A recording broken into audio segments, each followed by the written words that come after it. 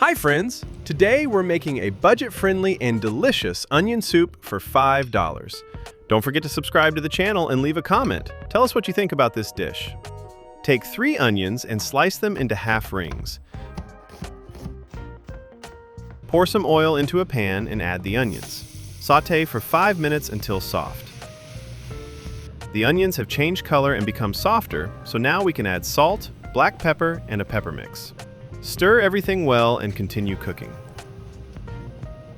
Next, add 150 grams of dry wine and wait until the alcohol evaporates.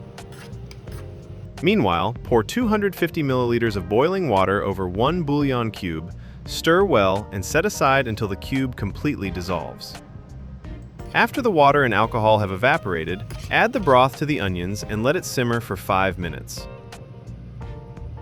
Meanwhile, slice a fresh baguette.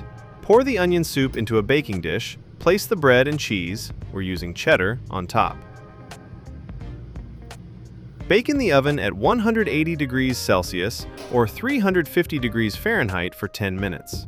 Just look at how beautiful this is. It's delicious. The total cost for 2 servings came to $5. This is a very simple and tasty dish. Be sure to try it.